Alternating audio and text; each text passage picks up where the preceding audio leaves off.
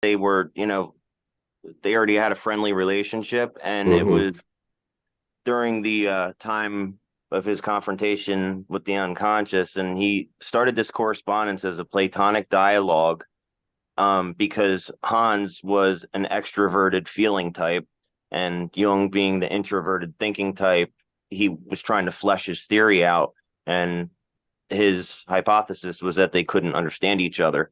And ironically enough, I just read the introduction, and it says that, as it ended, that's basically it came to a stalemate, that they couldn't agree.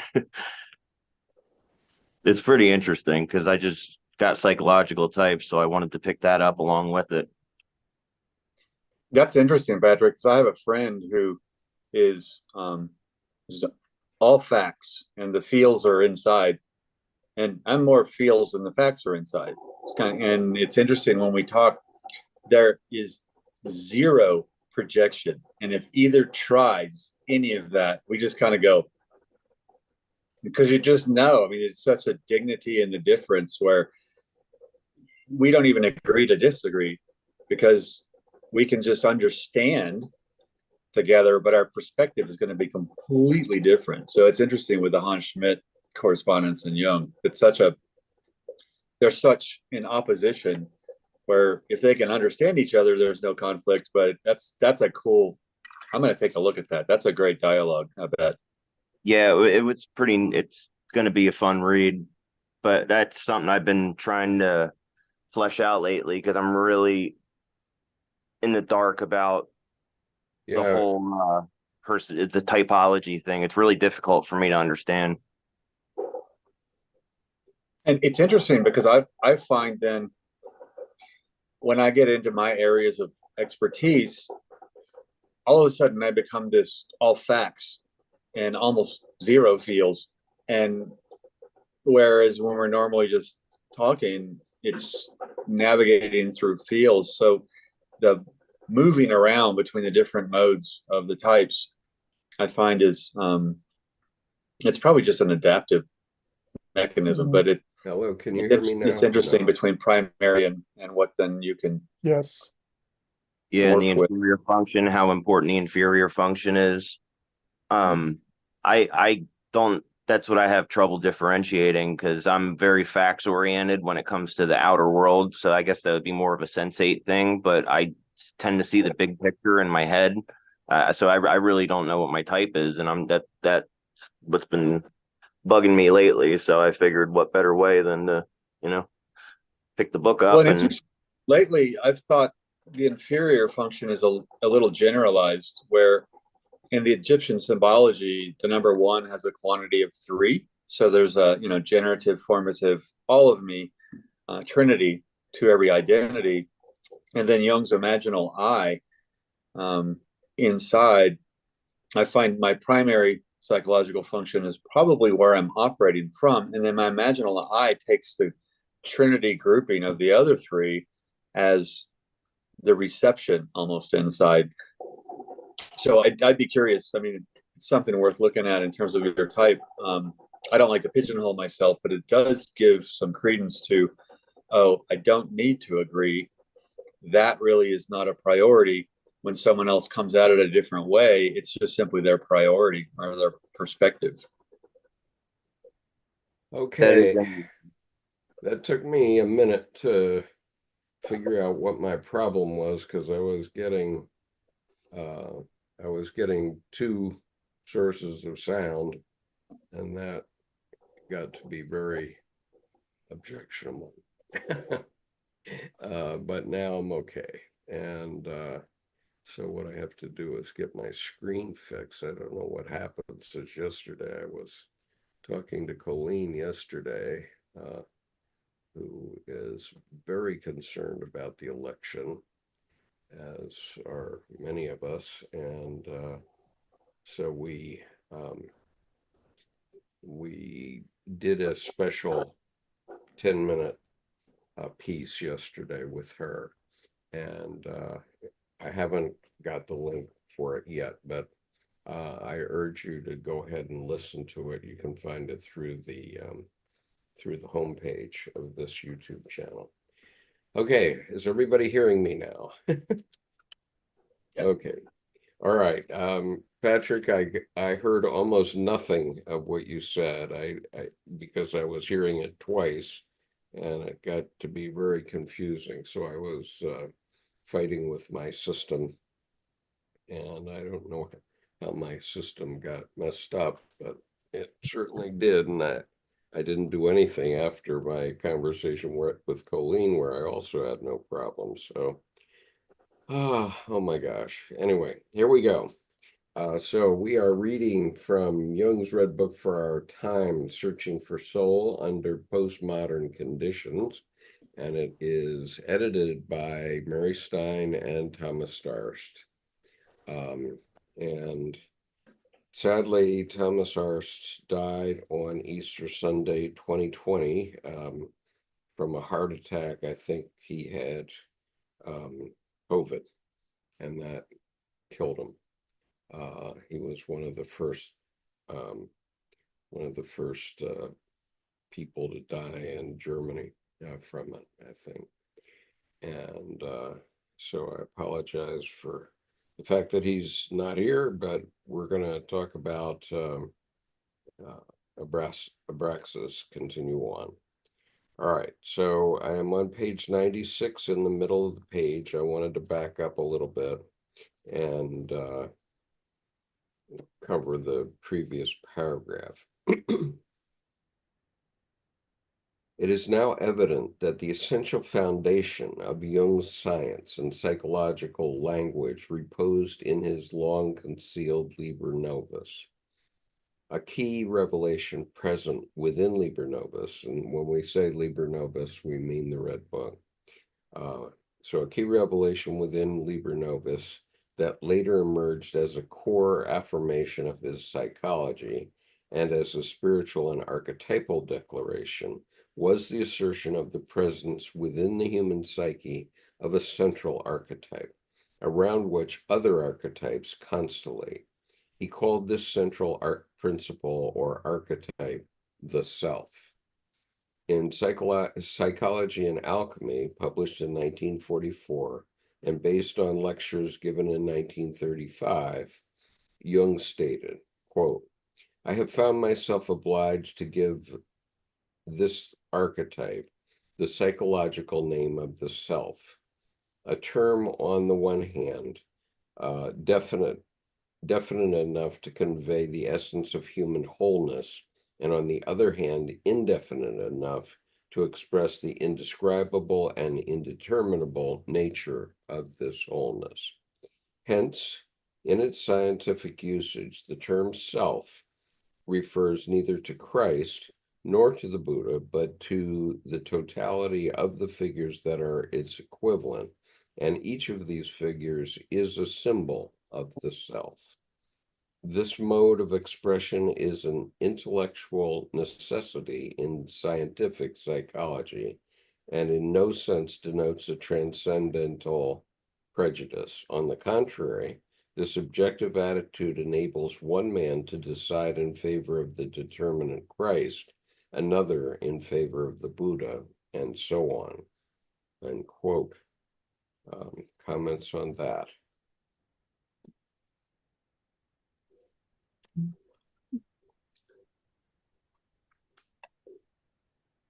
It seems a clear, concise, kind of self-evident Right. naming of the definition. And I think that's important because then he's taken it out of solipsism where only the self exists. Here, the self exists and it is also connected to and is part of the totality. So I think then it's not that, I mean, I call solipsism just the adult nihilism, and it's it's like the adolescent stuff grown up, and still it's just selfish. Instead of Yeah. self-centered being here, he's the center, looking out and looking into the universe. Right. And here he used a small letter for S in self. However, in contemporary tradition now, when we're referring to the wholeness, the self, with a capital S, that's what we're referring to. When we say small s, that refers to one individual's self. And so there are 8.5 billion small s selves, and there is one self. Okay. And oneself with a capital S. That's the significance of this. And so there's room there for all of us to look to our own religions and find our way to the self, which in this case is equivalent to God, I would say. Could And either of you guys elucidate? I get the concept of the self as the totality of the psyche. right. What I don't get is when it's said that it is infinite and eternal. Do Well, That's you a have good, any idea? that's Yeah, a I never good got. clarification. Um, that's a good clarification. Personally, I think God is the universe. So there's that infinite and eternal. And then rather than an inner divinity, I am divine, you are divine, because I'm just a fractal of that entire universe. So I'm a little DNA pattern template of the whole. And, the whole we are all made of stardust, all the different pieces kind of thing, where then the infinite and eternal, then I think refers to that. Here's the funny thing: infinite and totality are at odds because totality implies there's a finite I can get to how much that all is, Exactly. whereas the eternal and the infinite is, I would just say, still growing totality, and then that's the infinity or infinite. The eternal is always kind of philosophically interesting too because it implies no end, and it also implies no start. I mean, eternity is one of those what has always been, what is has always been, what will be has always been. And that's tricky because then it's a factual abstract in a way. So you kind of get a both and, but at the same time, that doesn't express infinity or eternal. It just kind of attempts to describe it a bit. So your question to clarify it, it's well founded because it, again, I think the answer to it is infinite and eternal, and so words will kind of fail in a way. yeah. If I've learned anything about Dr. Jung, it's that he doesn't say stuff for no reason. He Right. uses specific words with intent. So that's why it bewildered me. Thanks. Yeah. And also Okay. too, I look to his verbs. He'll talk about the nouns, and I often find the verbs are the space between, and sometimes they add clarification from how is he navigating, what's driving those noun topic pieces. And it doesn't always help, but I find that I think we, pun intended, skip over verbs, and the verbs are actually showing us the mode of the identity of the nouns and their personality, as it were. Right. Uh, I, okay, let me explain something that I've done, which is I've commissioned a piece by Tim Holmes. He's my sculptor friend, and he's a friend of this channel. He often appears here. And he especially appears in the advanced reading group these days, but he's an internationally known sculptor. And so I commissioned him to create a sculpture which expresses the essence of the Navy hymn, the so-called Navy hymn, which is Eternal Father is the civilian name of this hymn. And so I want to use this as a way to get at what we're talking about here. And so I'm going to share a drawing. This is a preliminary drawing for the sculpture. Um, and let's get it onto that. And here we go. Well, what happened? Share. Okay, there it is. Everybody's seeing that now. Okay, so this sculpture represents the first verse of the Navy hymn, and I'm not going to show you his actual sculpture because there are secrets in it that are not going to be shown right now. But I want you to understand the concept. So the first verse of the Navy hymn, which is about this sculpture, is Eternal Father, strong to save, whose arm hath bound the restless wave, who bids the mighty ocean deep its own appointed limits keep. O hear us when we cry to thee for those in peril on the sea. So as you see in this sculpture, this is a guy in a pretty flimsy rowboat in a very rough day at sea. And he is looking to heaven for support, moral support. And the sea is held back by the infinite, okay, by the held back by the mystery.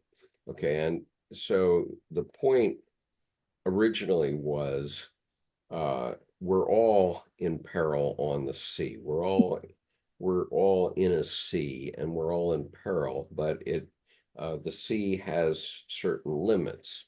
And so even the rowboat, for example, is forced to be that rowboat made of wood here. And so even the rowboat's shape and form has limits which are set by the infinite. Okay.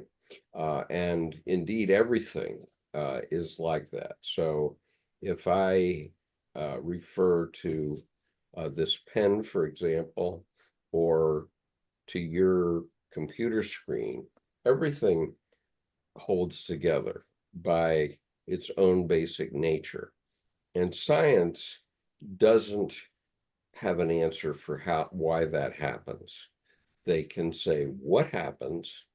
Okay, um, science discovers the rules of nature, but it does not create them.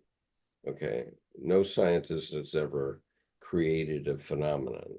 They've only discovered it. Even the Higgs boson, even Dr. Higgs, when he postulated the Higgs boson, didn't create it. He only wanted to show it, and so he got a couple people, CERN in Switzerland, and the Fermi Lab both created huge super colliders, and they demonstrated that the Higgs boson indeed does exist. Okay, and so Dr. Higgs postulated it, but he didn't create it. Okay, and indeed, they built this 17-mile in circumference super collider in Switzerland, and they proved that the Higgs boson does exist. But You know that and it's been called the God particle, but it's not God. It doesn't have God only. God as a metaphor only describes what it is. It doesn't, our language is too filled with paucity to fully explain it. let's say. And that's like the Atman, like Higgs boson, the God particle would be the smaller than small, as opposed to the larger and larger than large, which it's both. And what's interesting is with words, with the paucity, the word chaos is to me so interesting and also dangerous because it's a human-made word that really implies nature. Nature needs no order or disorder. It just is. And chaos then kind of implies a certain negative quality of, absolute zero order. And what I find with non-things is why don't you say the thing of the non-thing instead of the what it's not thing? Because just like intuition and reason, neither is relative to the other at their identity base, only when they interact. That's like the Platonic one, where the way it's described is it is not this, it is not that. It's never said what it is. Yeah, and I find that to be, I hate to put it this way, but juvenile philosophy. I mean, what are you trying to prove? It's like a 4-year-old on diving board. Mom, watch me dive. Like that. Yeah, and I find it to be a mental masturbation, frankly. Instead of say what you mean, instead of infinitely going around what it's not, well, that's to me like testing me for Lyme's disease. You don't know what it is. You just know the proteins that show up around it.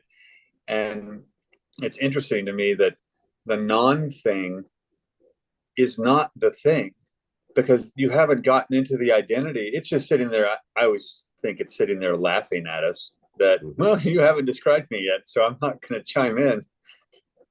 Right. And, this is a issue that the church has been dealing with for 2,000 years because the church, I'm not remembering the Latin term for one right now. I probably only have another year or two before I'm going to have to give up this podcast because Latin term for what? The term for the absence of God, and the church says that evil is the absence of good. Okay, and and I think that's interesting because I think it's strange, but I think evil is the absence of connection. I don't think good and bad. I mean, when we put good and evil, I'm like, well, who established what was good? Where's the status quo coming from? Is it do no harm or is it healthy, which is different than do no harm? I may harm my muscles to make them grow. That's not evil. It's not bad, but it has a negative concept in the growth. And evil, I think good and evil are tricky to describe because you kind of have to take morals and ethics out to really get at what they are. Because I have to put my expectations aside because they're all blind spots that I'm going to be coming at again to what's the non-thing and making me right or wrong or make sense or make nonsense to, again, what is the identity of evil? And Jung made a curious comment. He said, I think evil is present in the world from people's inability to tell their stories. And what I find there is what happens is you end up stuffing things down to a singularity. You don't have enough breathing room for your heart. You don't die, but things start to compost and rot inside. And I think then what happens is you spit venom because that's all that's there. It's too dense, it's too pure. It actually becomes too much like the unconscious, where you need to parse it out in pieces and utilize it, just like gas in a gas tank. And so I find what's interesting is if I take that view of evil, he did take the morals and ethics out. It's that people are squelched and aren't able to communicate and connect. And I think what happens is that they stew in their own mess instead of living with the trouble. Because I think that the issue of creating an only good God,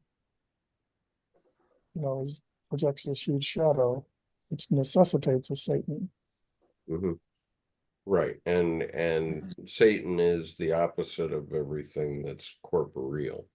Um, and we, in this day and age, in this last decade of the American experiment, we now see what is evil. We know, we can see it.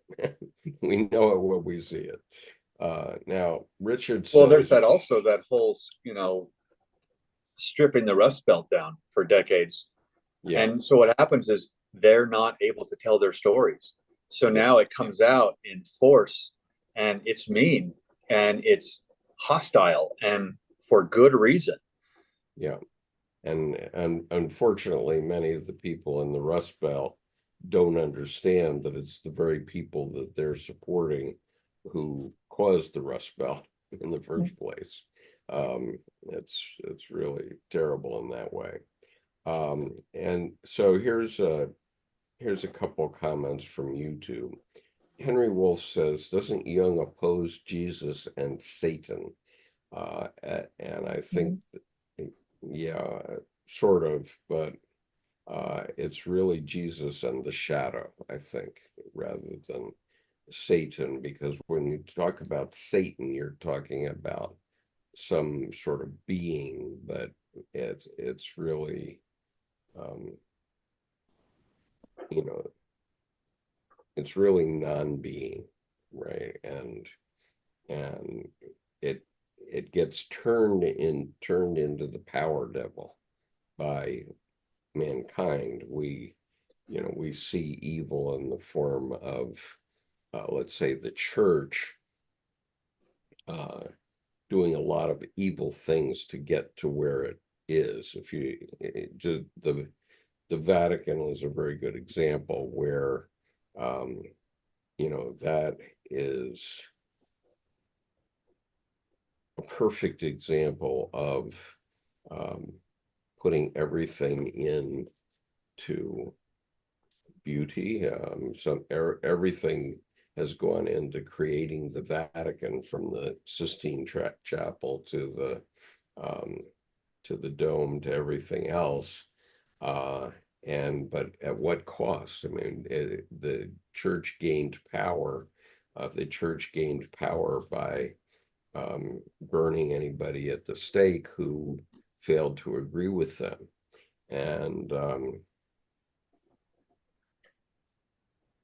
And so what the Vatican really is, the building, I'm talking about the building now, I'm not talking about the teaching, but the building represents a lot of dark power that caused that to be built, because it cost money, and that money got taken from somewhere, um, or that form of payment, however it was paid for. An example of that, I can't remember his name, but is it in 14 something? There was someone who commissioned the Bible to be translated into English, and so that all could read it, and he was executed. I can't remember. Wycliffe. I think it was Yes. Wycliffe. Yeah, What did you say, Brent? Wycliffe. Thomas Wycliffe. Oh, okay. And yeah, he for translated for all to read, and the church executed him. Yeah, Is this some secret art? Yeah, that story I don't know, but the church was claiming all wisdom at that time, and then the Spanish Inquisition. It's yeah, like, sure, and then which was run by Rome, of course. But Richard says Jung had Protestant beliefs of his time on the earth, and they missed the whole purpose of his coming. Catholic Orthodox beliefs are so different and contain all the mysteries in a tangible form. Well, as soon as it's in a tangible form, it's not the mysteries anymore, Richard. The mysteries that many of us here have experienced are very present in Catholic and Orthodox seminaries. It's a union with God in the procreation way. Okay, I didn't know any procreation went on in Catholic seminaries. But Not in the way you're thinking. yeah, but I'm talking about in the sculpture that I commissioned and so on, I'm talking about something that is not visible. It's a pointer toward what we're talking about, okay? But it is not the thing, okay? And everything at the Vatican is a pointer toward God, if you will, toward the mystery. But it is not the thing, okay? It is a thing which is in the physical world. And once it's in the physical world, the mystery is not there any longer. Okay. And that's the definition of arcane or arcana. It just means mystery or hidden. Right. So everything that we talk about in this channel is really about the mystery, a mystery that cannot be explained, but which helps us explain our psychology. It explains our human way of being in the world and why we're so alike with one another. Um, and so Richard says the Dionysian mysteries are nothing compared to a union with Christ. Well, Richard, I'm not sure we really know what the Dionysian mysteries are because they are a mystery. I don't know if we have a lot of speculation about what they are, but what actually happened and what happened to the followers who went through that process, and I grant you it was a numinous experience, but we don't know what it was. And so uh, in terms of whether it's comparable to a union with Christ, I have no idea because I'm not a Christian. Okay, Debbie and I were talking about something this morning where they've done research now. They've plugged in people who are about to die, and at the time of death, when the heart stops, um, the the brain, the your brain releases a huge um, signal, uh, uh, an enormous signal, and they hooked up people who were dying, and they found that about half of them have this signal, which I think has been described um, by some as seeing your life pass before your eyes or something like that. That everything that ever happened to you comes to your comes to you. It's not really your consciousness because you're actually unconscious at that point. But some people have been revived from the dead, and they describe this wonderful experience, whatever it is that they've done. But they say that here's and so whatever you've studied in your life, whether it's Catholicism or whatever you believe will get you there, that's what's going to come to you. So if it's Christ, yes, Christ will come to you. In my case, what I envision is Carl Jung holding out his hand to shake my hand. Okay, that's what I It's think that it's I'll like the God release, right. boom. And what's Boom. interesting is on the contrary, or the other side, they've recently filmed at the instant the sperm fertilizes the ovum, there's a flash. And in the video I saw, it was a blue flash. I don't know the type, it was infrared photography or what. So I don't know how, what the integrity of the color is, but there was a flash of light at inception. Well, Yeah, there was a depolarization of the membrane. So that's Yeah, what happens with the neurons. right. If the mitochondria have failed making ATP, then you no longer can keep the sodium going out and the potassium going in, and Mhm. they reach a level of depolarization and then they fire. Mhm. So I mean, it's the same sort of thing. Right. I mean, Well, and there's a that's physical basis of all this stuff. there That is, and I'm glad you brought up the mitochondria, because now even sugar is cancer loves sugar kind of thing, and the ability to, and then we can go back and forth, but the mitochondria, then in a healthy system, the mitochondria are always breaking down, recycling themselves. In a sense, sex, death, resurrection. They're living forward, and like you said, the depolarization of the membrane, boom. That's an energy release, and you're right. It's very physical, and I think what's cool about that is it's a little microcosm chemical reaction that kind of shows the all, that kind of Mhm. infinite. There's the whole universe in a single little flash. Okay, so Richard makes a couple of comments here. Um, he says sexual mysteries are the Dionysian, but it's more like being groped by demons. Well, Richard, Mm, I'm sorry for you, but I think that you have not had a very good sexual experiences, that if that's what you think. Okay, because That's that kind of American prudishness. I think the fear of the yeah, body, that's something, if I enjoy it, it right. must be bad, which means I'm not able to grow forward. I mean, Right. that, And that my experience, I mean, I my ex-wife and I went when we were seniors in college, so we were about 21 at the time. Um, and we would go and make out in my room at college where we were allowed to take women.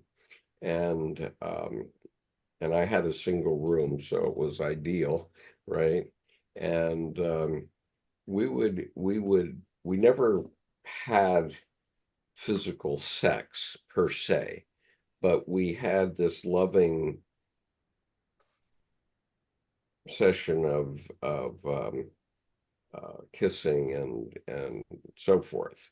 And I was a prude in those days, so I thought that sex was for marriage, and so we didn't have physical sex as uh, the uh, free sex revolution came the year after I graduated from college. The sexual revolution. Um, so I was the last class of the Victorian age in 1968 when we graduated.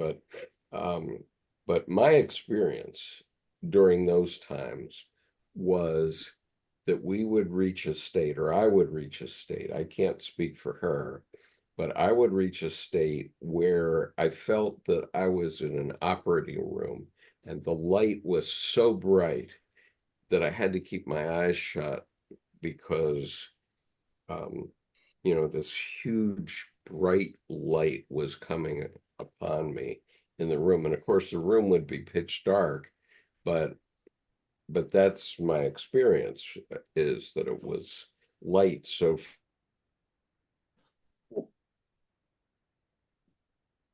Oh, your video froze.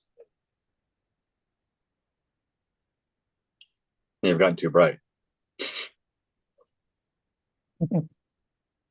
I maybe he's guess, demonstrating what happened. I think so. Your video froze, so you were It's the demonstrating. little death. yeah, it's a But in little, maybe a little death. It certainly was being under a bright light, though, and in heaven for me. Okay, well, now, Brian's comment about the physiological piece too, your eyes dilated, your pupils were probably huge. And so that could be. you're literally taking in, because you're expanding. I mean, to me, the pupils are little black holes. They open and it takes the whole universe in. So that whole petit mort, the little death. Yeah. Um, Okay. So then Richard goes on and says, so Jung is your God, Skip. No, Jung is not my God. The unconscious is my God. And specifically the collective unconscious is now what I believe Jung was saying is God. And uh, he said that explicitly in a letter to the Reverend David Cox in 1957. And it's contained in the New God Image by Edward Edinger, if you're looking for a link to it. It's a letter to the Reverend David Cox. And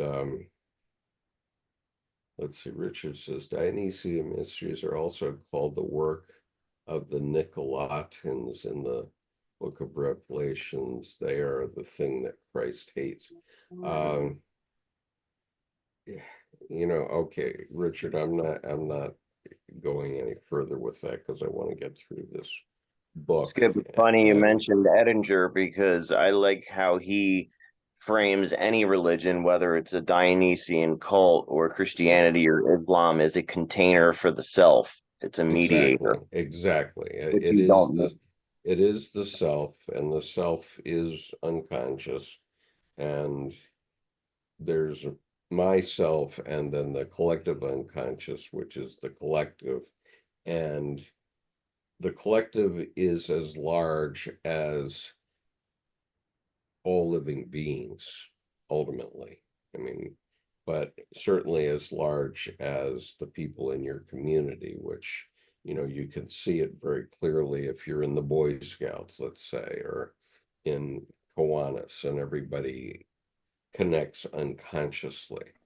And this is why when I was in Aptos visiting Colleen, and we were talking about what we're going to be doing for the next year in Confluence, although we're going to be doing most of it on Zoom starting next week, by the way, starting next Saturday at 1 p.m.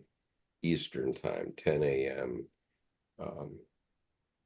California time, we're going to start doing something, but I emphasize that there always has to be a physical element to it at some point. And that's what we're going to be doing. And I'll be doing the official announcement of that right after this. But I just wanted to give you a sense of it. Now, if you're signed up for anything on this YouTube channel, I'm going to send a notice of it to everyone, and it explains, my notice will explain what it is we're doing, but it's going to be next Saturday and Sunday. Colleen and Tim Holmes are going to MC it, and it will be at 10 a.m. California time, 1 p.m. U.S. time, so that Europeans can also see it at a reasonable hour. Well, one thing interesting too to me is that, Richard's comment about, oh, so then Jung is your God. There's this lack of having one's own back where you are safe when you use external divinity. And the problem is, it's always that. It's always that. No, it's this. Mm-hmm. And I think what happens is there's a body denial and there's a power of the self denial. And again, prudishness of you are powerful, you are divine. And then when you finally realize that, I think then you forget that. You just live your life for the being, because then I'm not all that. I don't need to be egomaniacal. It's the ego strength of my identity is enough. It's always complete. It's never finished, lifelong. I don't need to pin the tail on a donkey with a name outside. I'm not worshiping. I'm not proselytizing either. There's the capital M, me, Yeah. and then capital U, capital YU, or Okay. T, thou, the whole, Yeah. that thing. All right, so we're not going to get into this any further at the moment. And thank you, Susan. You can have your conversation with Richard on the chat, but I'm going to move on to the next thing. I'm on page 97, and we're reading about Abraxas Jung's Gnostic Demiurge, which is found in Jung's Red Book for Our Time, Searching for Soul Under Postmodern Conditions, Volume 1. And so let me read on. While the existence of a divine image internal to the psyche, termed by Jung the self, is widely accepted among followers of Jung, the opposing archetype of the demiurge is far less known. Jung claimed that at the heart of early Christianity, there existed the insight of gnosis. He himself had met this gnosis in the experience recorded in his Black Book journals, and thence in Liber Novus and in the Septem Sermones, the seven sermons. An essential part of the archetypal mythos of gnosis is the presence of a duality both inwardly in the soul and outwardly in the cosmos. This duality is composed of a divine spark within the deepest recesses of the soul and of an outer demiurge power. Self and demiurge stand in opposition. This symbolic opposition is illustrated clearly in Jung's 1916 mandala Systema Munditotius. At the lowest point of the circular mandala, seated on the exterior circle, is a being with the lower body of a large serpent, surmounted by a light-colored torso and topped by the golden head of a lion, crowned with a 10-rayed golden halo. On the opposite pole of the mandala, at the apex, and by the way, Gary Sparks did an interview with us years ago on this mandala, and I'm going to find it right now because I do have it, and share it with you. Do you want to speak for a moment while I find this, Jordan? Well, what comes to mind here, this whole 10 Commandment thing that's going around the nation, what comes to mind is Mel Brooks, and coming down, he's like, I present the 15. He drops one tablet. Oi, 10 Commandments. Yeah.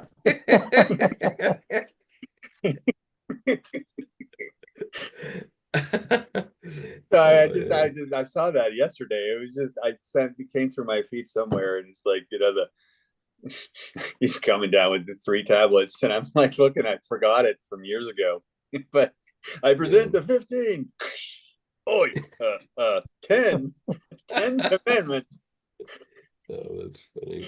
So it makes me wonder, what are the other 5? I mean, it's like, yeah, and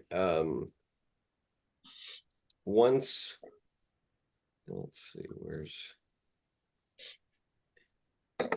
let me just see if I can find this thing now. I have so many things on my computer, but I roughly know where it is.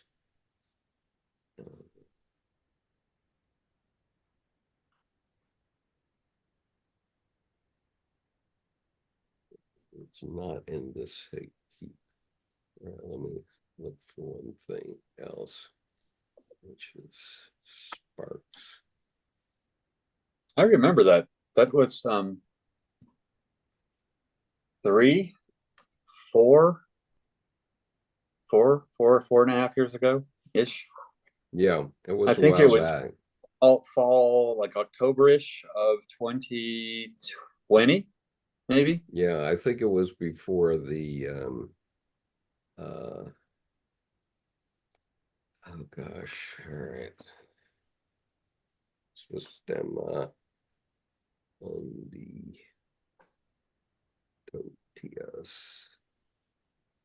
Didn't he draw that mandala like a couple weeks before he actually wrote the Septem Sermones? Yeah, maybe. All right, I'm sorry I can't find it quickly. And he probably ripped it from a 14th century alchemist in part. Oh, I'm sure he did. Like it up. He was not. He was not above. He was not above such things. That's for sure.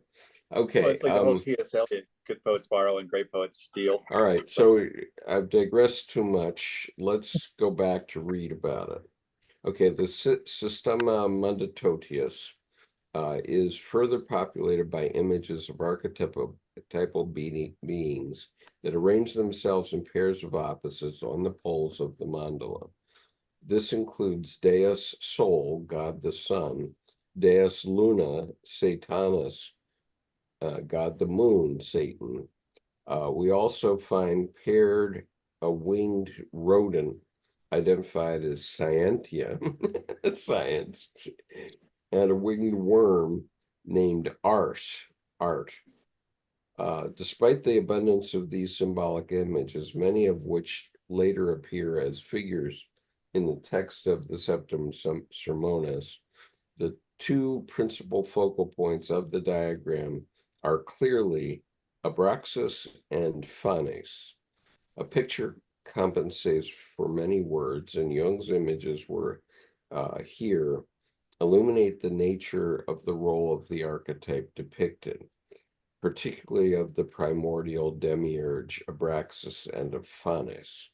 The new God image awaited birth. Of course, in conjunction with this image, the verbal descriptions of Abraxas in the Septem Sermones are also instructive. Quote, Abraxas is the God who is difficult to know. His power is the very greatest because man does not perceive it at all. He is magnificent even as the lion at the very moment when he strikes his prey down. His beauty is like the beauty of a spring morn. To see him means blindness. To know him is sickness. To worship him is death. To fear him is wisdom. Not to resist him means liberation. Such is the terrible Abraxas. He is both the radiance and the dark shadow of man. He is deceitful reality. He is deceitful reality. As Jung noted, and unquote, as Jung noted in the second sermon, people know nothing about the Demiurge because they have forgotten him. This forgetting was aided by the self-declared archetypes of the early Christian centuries, the heresiologist church fathers of Orthodoxy. The very thought of a demiurge thereafter became a heretical abomination to Orthodox Christendom. Jung's insights recorded in the Liber Novus, and particularly in the sermons, declared that in order to move toward greater wholeness, we must look to the coming new God image. But to do this, we need also recognize the forgotten demiurge, the God who Jung declared difficult to know. Present-day humanity is gradually becoming aware of an inner psychic reality, a centering fact Jung identified as the salvific archetype of the self. In Liber Novus, he prophetically proclaimed that a new God image is developing in humanity, and perhaps a new God image was already awakened in some individuals of our age, as it did in Jung. This incipient eonal development demands further conscious awareness and a conscious union of the opposites.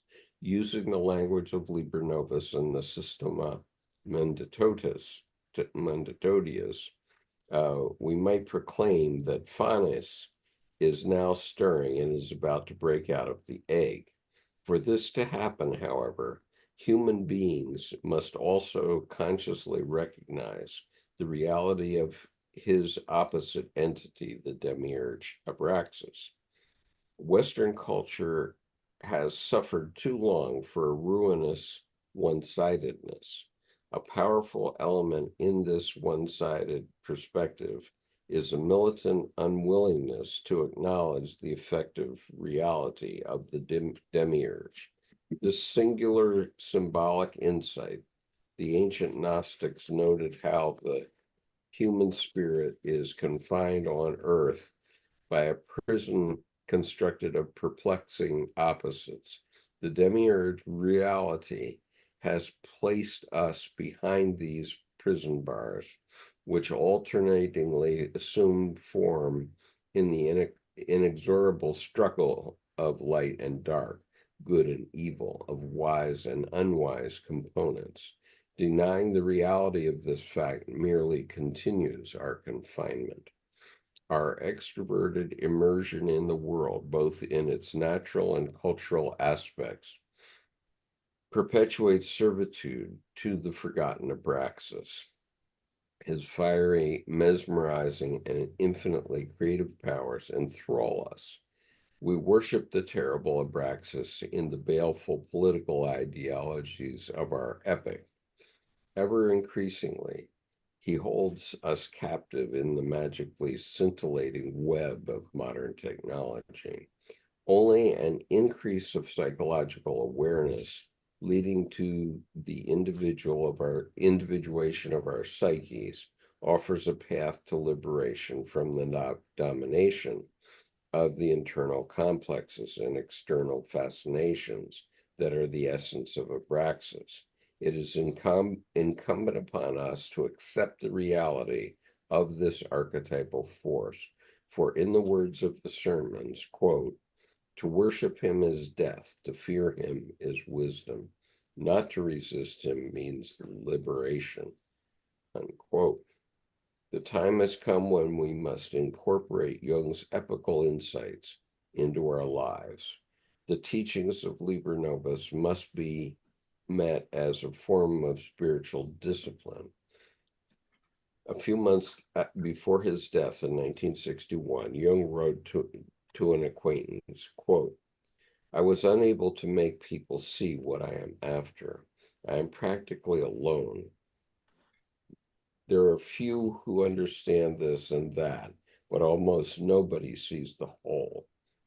I have failed in my foremost task, to open people's eyes to the fact that man has a soul and there is a buried treasure in the field, and that our religion and philosophy are in a lamentable state, unquote.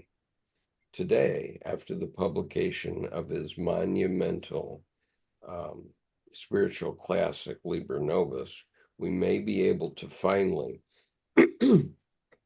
reply to Jung that he has not failed at all, that inspired now by his visionary message, we too are ready to give birth to the ancient in a new time. In some mysterious archetypal locale, the sage Dr. C.G. Jung, awaits such a response to his great work. Comments, Jordan? I'm going to step out for a minute.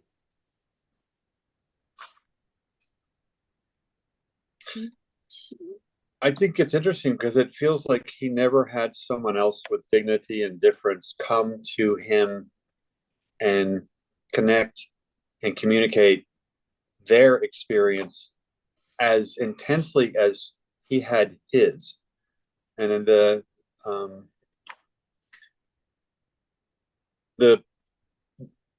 what is it? Where's the Systema Mundiatotus, as Brian, I think, so aptly put in the chat, the first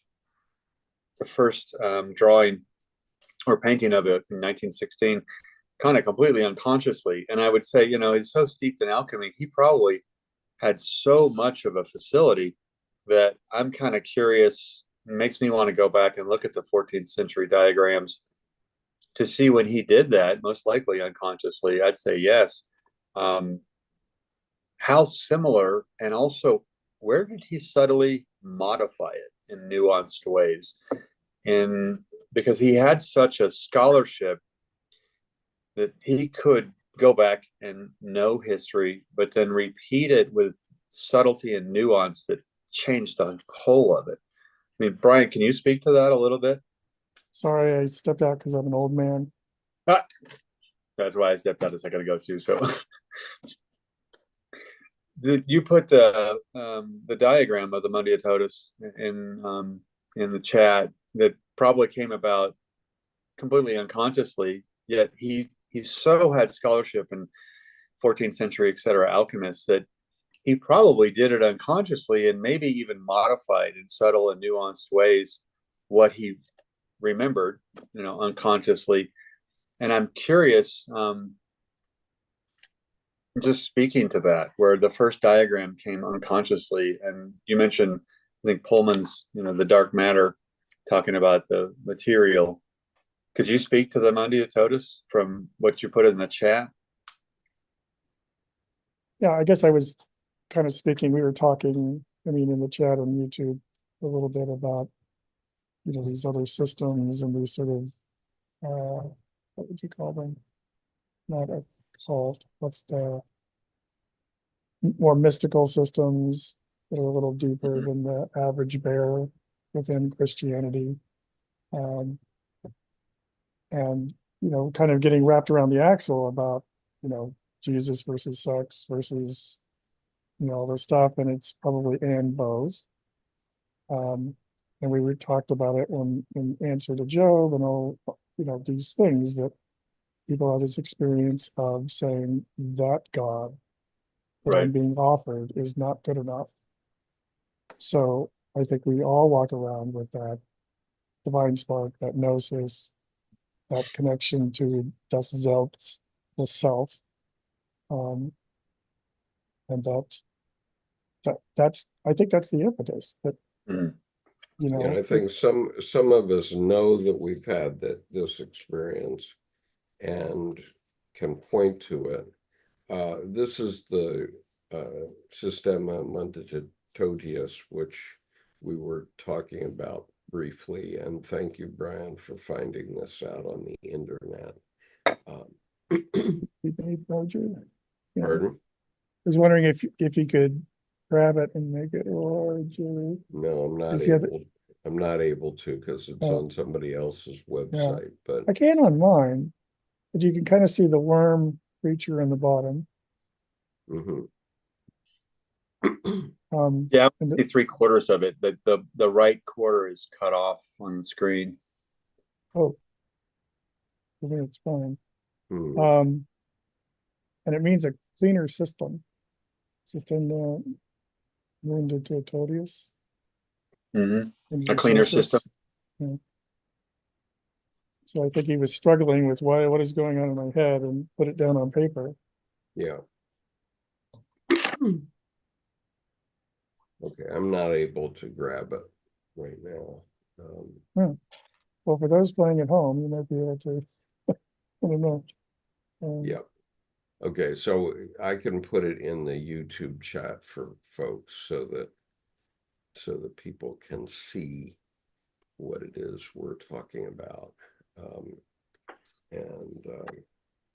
So just look up through Google or something, Systema Munditotius,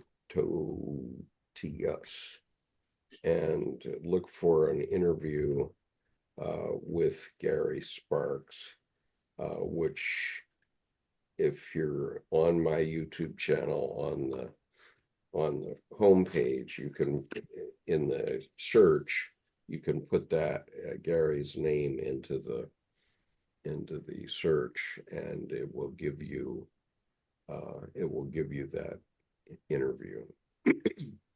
I'm sorry, I don't have the link to it right now, but it's there because I just saw it in the last week.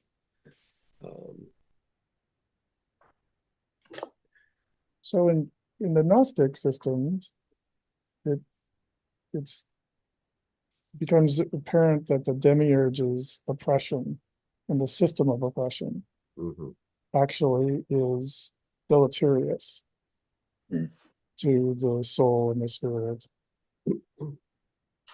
Well, and I think that's important with when he says, and his wisdom not to resist him means liberation, then that's surrender, but not to the Demiurge, except at the same time, to the Demiurge. It's both in a way. So you're right, though. I think speak to that again, about the Demiurge and the system, as it were. Well, that the Demiurge is actually not God. Demiurge is a powerful angel who is blinded even to his own lack of deity and does have power, and we are in his power, and he cannot be questioned or probed or explored, because that would like uncover the Oz behind the curtain. Right. And so there are systems, including other subordinate angels to the Demiurge, to suppress any inquiry, any personal experience of gnosis, etc., because that is endangering the power that the Demiurge has over us in this part of the Pleroma. Yeah, that's I like that clarification. It opens it up. So the Demiurge isn't just this tiny little thing. It's a valence shell. If we go back to Right.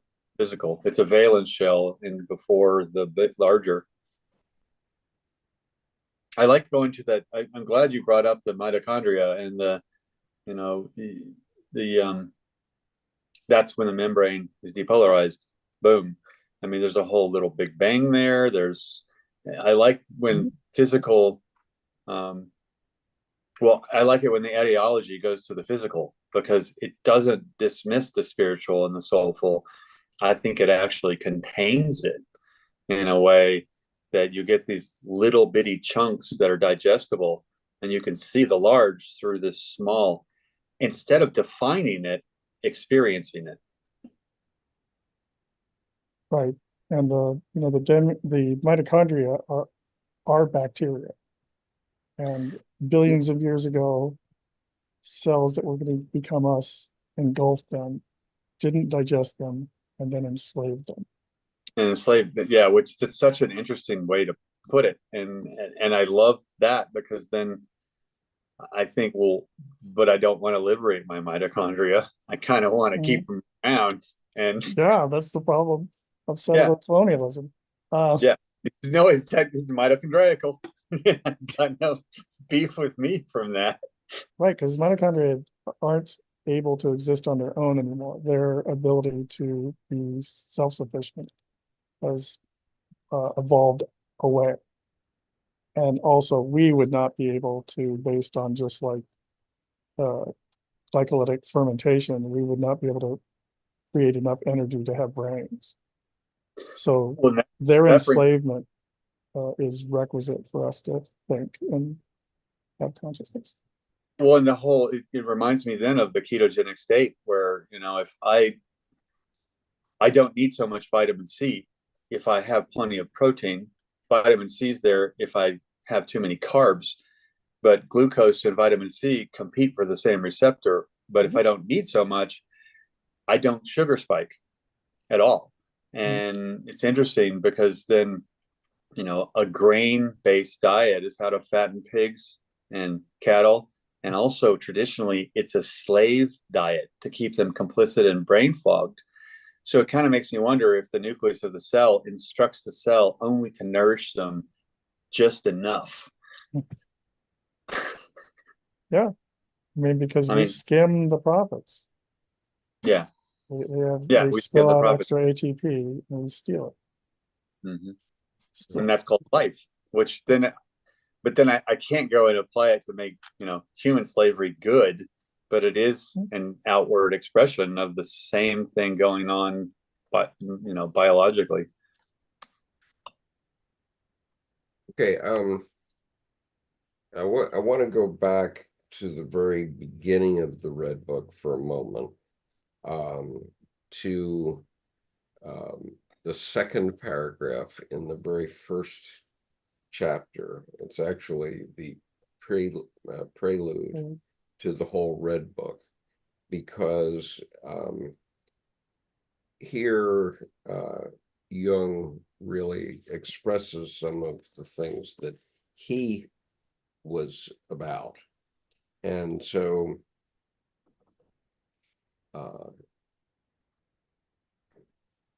he was talking about the spirit of the depths, and he said, he forced me down to the last and simplest things. The spirit of the depths took my understanding and all my knowledge and placed them at the service of the inexplicable and the paradoxical. He robbed me of speech and writing for everything that was not in his service, namely the melting together of sense and nonsense, which produces the supreme meaning. Okay, then the following passage is Jung's definition of the supreme meaning, which is in italics. Here's what he says. But the supreme meaning is the path, the way, and the bridge to what is to come.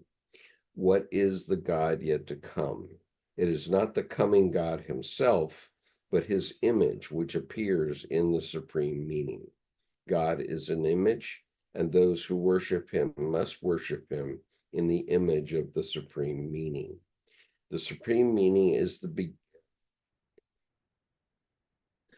supreme meaning is not a meaning and not an absurdity. It is image and force in one, magnificence and force together. The supreme meaning is the beginning and the end. It is the bridge of going across and fulfillment. The other gods died of their temporality, yet the supreme meaning never dies. It turns into meaning and then into absurdity, and out of the fire and blood of their collision, the supreme meaning rises up, rejuvenated anew. The image of God has a shadow. The supreme meaning is real and casts a shadow. For what can be actual and corporeal and have no shadow? The shadow is nonsense. It lacks force and has no continued existence through itself. But nonsense is the inseparable and undying brother of the supreme meaning. Like plants, so men also grow, some in the light, others in the shadows. There are many who need the shadows and not the light. The image of God throws a shadow that is just as great as itself. The supreme meaning is great and small.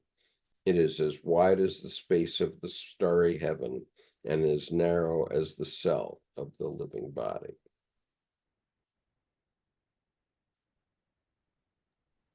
So That really, I love how that opens up that mitochondria piece Brian and I were talking about. But I mean, the supreme meaning casts a shadow. It really rang resonant to me that image and force together equals the supreme meaning. Image, not meaning. The image and force, there's kind of an E equals MC squared thing going on there. Right. Let's see.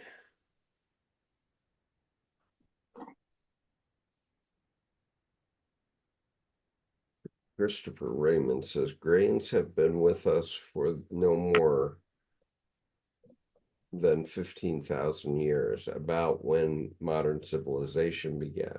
Remembering our past was cyclical, proven by the precession of the equinox.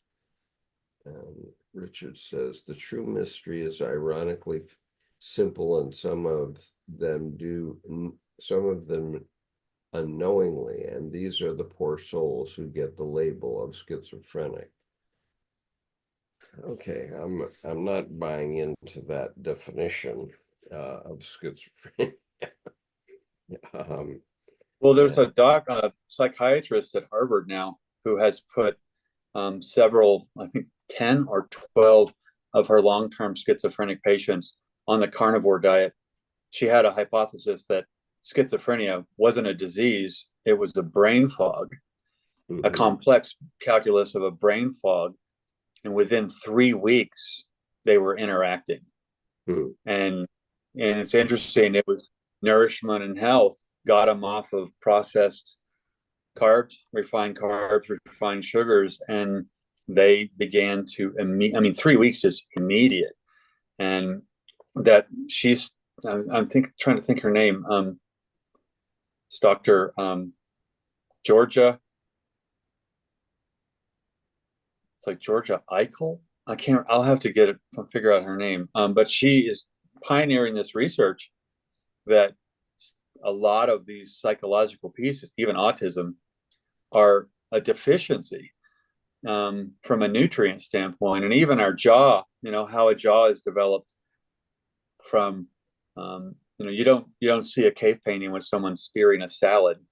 You know, it's always a deer or antelope kind of thing. So, but it's interesting that she's taken that whole nutrition piece and health piece, and makes me wonder, back to the mitochondria conversation, Brian. How much is that memory storage? I mean, the mitochondria is kind of that library, right, of what's happening, and how much that's actually being accessed to enliven the whole system and actually clear it of the brain fogs. So I just thought, I wish I could remember her last name. It's Dr. Georgia. Anyway, but so yeah, I don't buy that definition either. Eddie. Georgia Eddy. Yeah, Georgia Eddy. And I just, when I saw an interview with her, it was, oh my, that makes sense.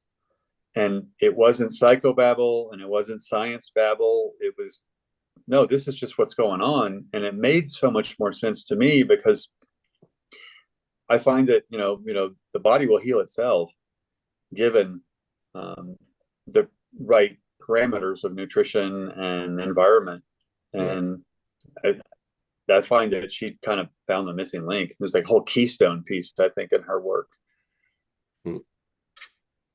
Interesting. Okay, anything else that we want to talk about today? I think we'll call it quits early. Well,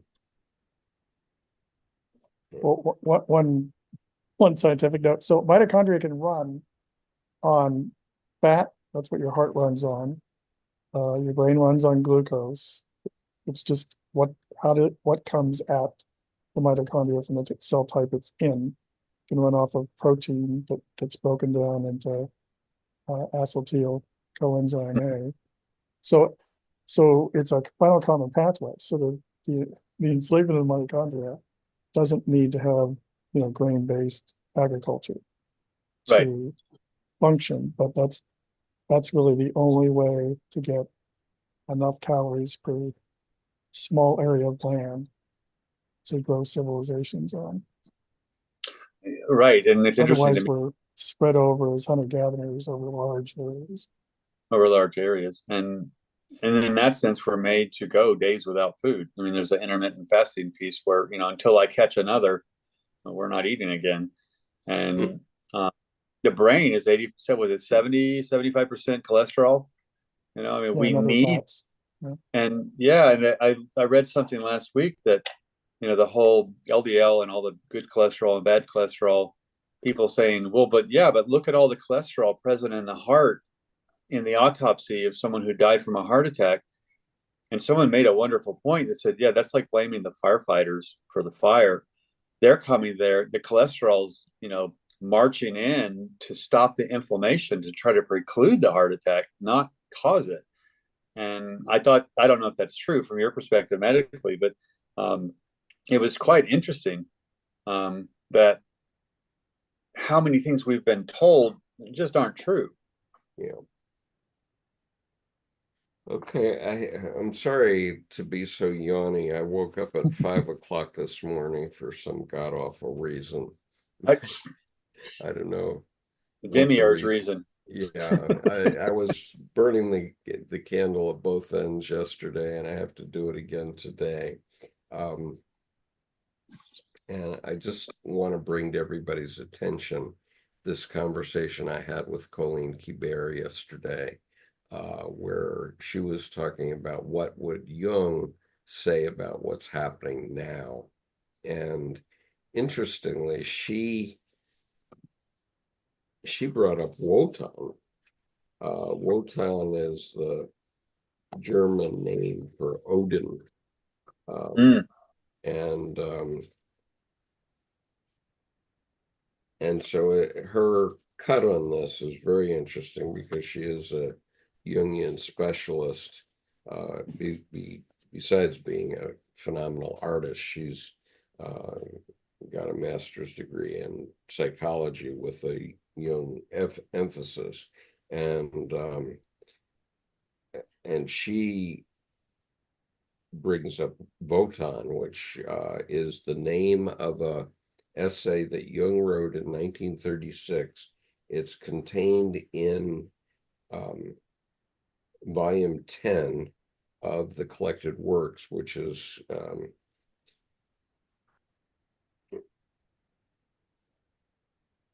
well, it's about our modern situation. But anyway, Jung wrote Wotan, Wotan,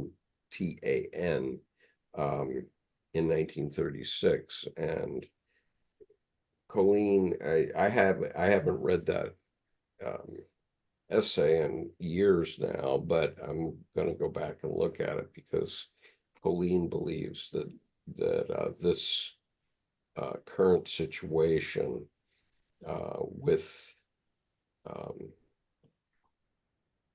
with our current affairs is exactly predicted by Jung, and I haven't confirmed or denied that myself, but it's very interesting, and it's a very brief conversation that Colleen and I had, and her. I look forward to looking at that because the whole counterpart of Odin is Freya.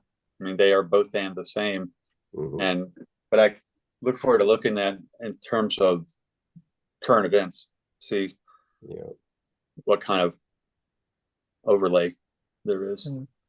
So I was going to say that essay has been sort of used in building the narrative that Jung was an anti-Semite, and he was really just observing like what is going on in Germany. Right. How's the population of an entire nation grabbed and reoriented and off on with force and image? Like, how did that happen? What is that?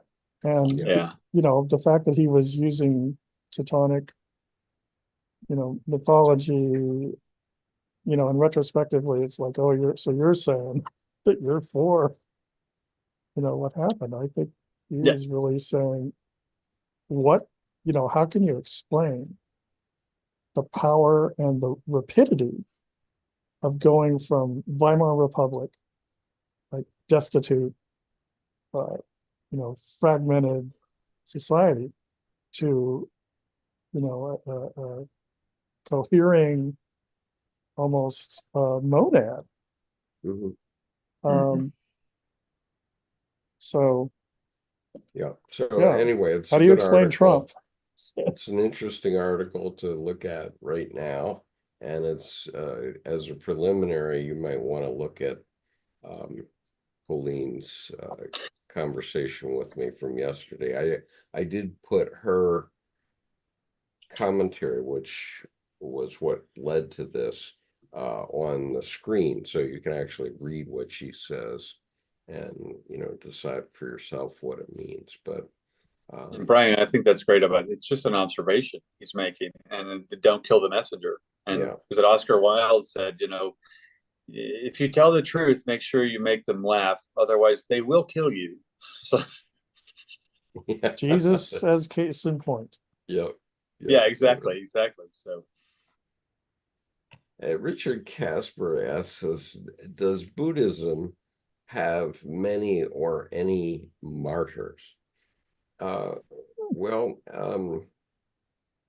Buddhism has samsara, and that is that all the world is struggle. Okay, and while there are Buddhist monks and so on that have been killed in Myanmar and many other places, I don't think they would be considered by themselves or others martyrs in the sense that you're talking about, Richard. And Christopher says C.G. Jung was the greatest healer since J.C., Jesus Christ, Young. And that's exactly what we're talking about here, that all of this is a way of opening the unconscious so that you can heal yourself, basically. That's what it's all about. And all the religious wars that we've had, etc., and people saying, no, your way of believing in this is wrong, all of that is the power devil. Okay, it's people who want power. They want access to your to the collection plate. They want you in their fold, not in the fold of, let's say, the Catholic Church or whatever. And so if you understand that, every fundamentalist, every proselytizing Christian, all of those people, including the Pope, are just trying to get into your pocket so they can fill their collection plate. then Well, it's funny because right. It's funny because it reminds me a little bit of the socialism joke of, yeah, socialism only, it's only a matter of time before you run out of other people's money. Yeah. Make deposits in my belief kind of thing. Yeah. Okay. So Richard says Christ has many people that were willing to die for his name. And so, yes, he did have. And onward Christian soldiers and all that jazz. That reminds me, though, of the old thing. No, don't die for me. When someone says, "Oh, I love you so much, I would die," I was like, "Don't die for me," because that's a cop out. You only have to do it once. You're going to leave me with all this grief and loss, and I have to do it all by myself again. Why don't you live with? Why don't you live with me? That's saying you love me. Dying for me, that's a cop out. Do you really want out now? I mean, I can walk away. Yeah. So all the burning at the stake, all the Inquisition hocus pocus that went on for 1,000 years, all of that is just the power devil. Most of the burning at the stakes too, those women were herbalists. They understood nature, and they were just trying to help because, as Brian probably knows historically, the doctors were overloaded. So they were coming to the aid like assets and allies. But then the power devils, oh no, we can't have the women competing with the men. I mean, so I look at how, no good deed goes unpunished kind of came from that in a way. Right. So Richard assures us that he would die on his sword for the belief in Christianity. And I don't trust my intellect to die for my anything. I mean, someone several weeks ago, asked me, "What's the dumbest thing you've ever done?" And I said, it's pretty presumptuous to think that I've peaked. So yeah, well, as George Patton had it, don't die for your country, make the other poor bastard die for his country. Yeah. Nice. All right, so Richard says, so wrong, Skip. That's sad if that's your opinion of Catholicism. I suggest you study the fundamentals and compare them to Protestants.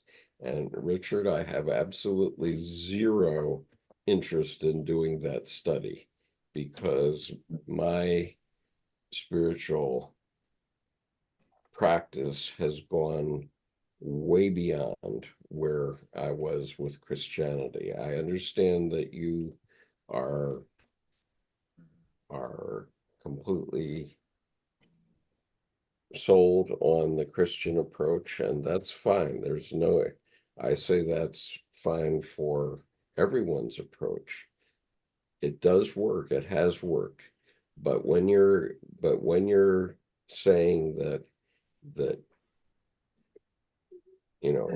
Muslims have to die so that Christians can live, that's just baloney. I'm sorry, I'm not accepting it.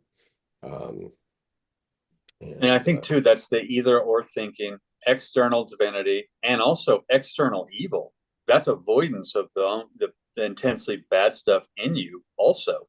Yeah. It's all projection, putting it out on, well, Patton utilized it, makes the other poor bastard die for his, but that's not projection, that's action.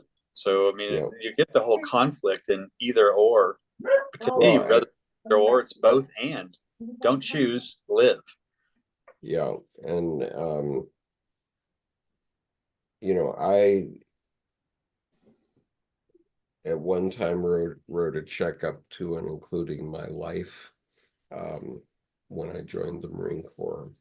And I served 23 years, and I still consider myself a Marine, and I still would believe that because I want to defend my own home, my own nation.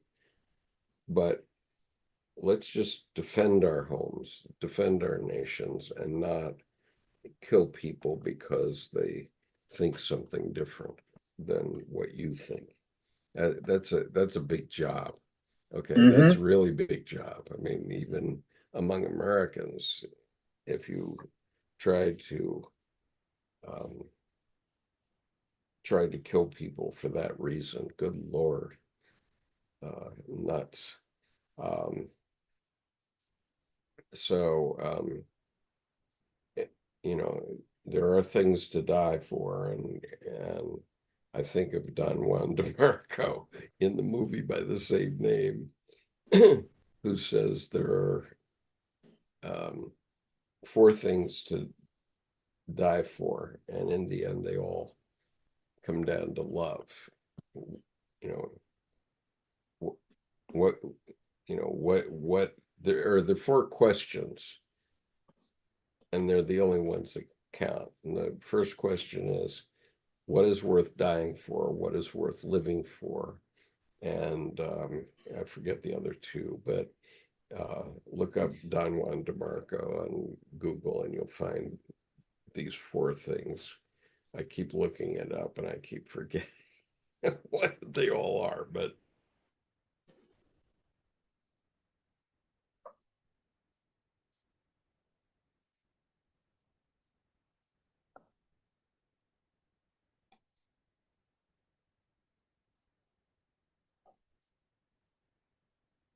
that's the only thing that's worth living for or worth dying for. And so, anyway, okay. Well, you're tired, and we gotta Yeah, get you untired and rested. I'm kind of worn out, and I have another announcement. So if you're on my mailing list, you will be getting something from me today about our event, which is next weekend. We're going to start Confluence 24-25. And Confluence 24 and 25 will be a series of Zoom events starting next weekend, and then every 6 weeks to 2 months. And it will go, it's something that we're going to do on a global basis. So more on that when I send out the notices, and that's going to happen soon. Okay, so peace, and we'll see you next week. Let's see if I can find my cursor. I don't seem to be able to.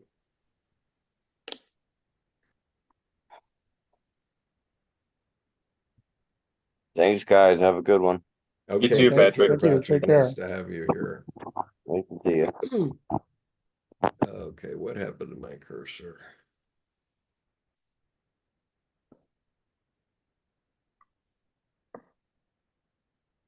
You took a walk. Yeah, my cursor locked. Oh, wait a minute. This happened before, and I know what it is. I accidentally turned off my Mouse. my nuts. Yeah. There, so turn it off, turn it on. It's like, Yeah, I seem to be doing that a lot lately. Okay.